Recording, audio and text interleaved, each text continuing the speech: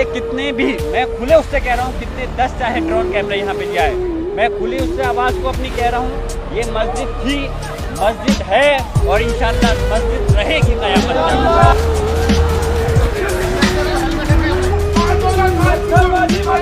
Police प्रशासन सरकार से दबने वाले थोड़ी हैं। अरे हम इस देश के मालिक हैं, नौकर गुलाम नहीं हैं। हम इस देश के अंदर जब आज़ादी की जंग लड़ी गई थी, जब बंटवारा हुआ था, हमने इस देश को अपनी मर्जी से चुना है, मजबूरी से नहीं रह रहे इस देश के अंदर। संभल में 24 नवंबर के दिन हुआ बवाल तो शांत हो गया, लेकिन सूबे की सियासत अब भी अशांत है और इसी अशांत सियासत के बीच अखिलेश यादव की एक सांसद की मुसीबत बढ़ गई है। वो सांसद है जिया उर रहमान बर्क, जिन पर उनके ही क्षेत्र की पुलिस ने FIR दर्ज कर दी है।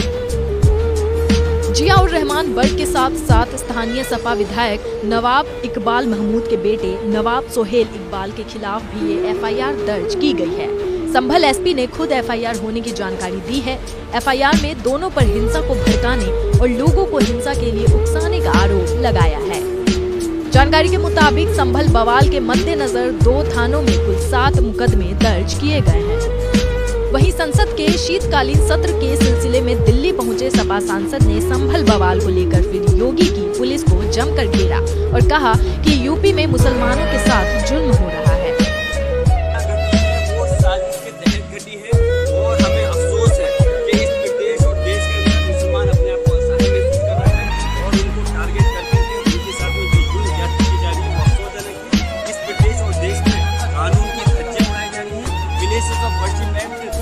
पार्लियामेंट 1991 में बन गया था, उसके बावजूद उसका पालन नहीं हो रहा और हमें अफसोस है कि पार्लियामेंट में अभी तक उसके खिलाफ कोई कदम नहीं उठाया।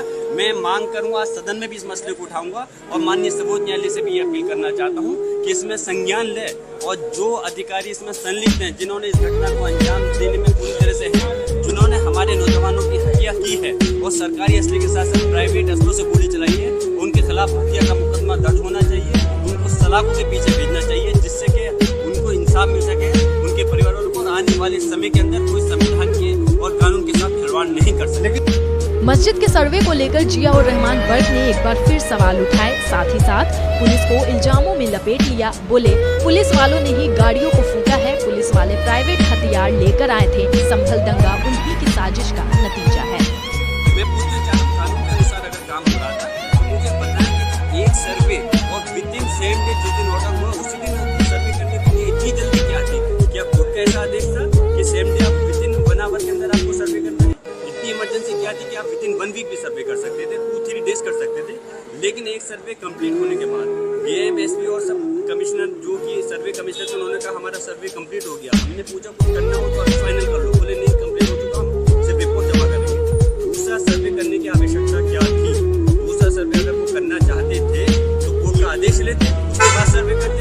अगर अपनी तानाशाही पे वो लोग अड़े हुए थे फिर भी सर्वे करना था तो एक समन्वय समिति बनाते, लोगों को आपस में मिलकर तो उसके बाद कॉन्फ्रेंस में लेके करना चाहिए था। एक मॉब की शक्ल में जैसे सर्वे करने जा रहे हो, देना चाहते हैं। साजिश पुलिस प्रशासनिक अधिकारियों की साजिश थी।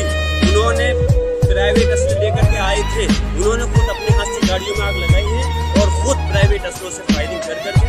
और मैं चाहता हूं कि इसकी न्यायिक जांच होनी चाहिए उन अधिकारियों के खिलाफ जो इसके अंदर दोषी हैं, हत्या का मुकदमा दर्ज और जेल की सलाखों के बीच में जाना चाहिए।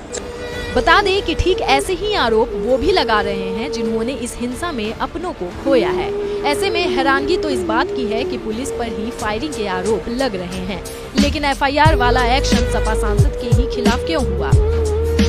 क्यों अब तक किसी पुलिस वाले के खिलाफ जिनके नाम पीड़ित परिजन ले रहे हैं उन पर कोई बड़ी कार्रवाई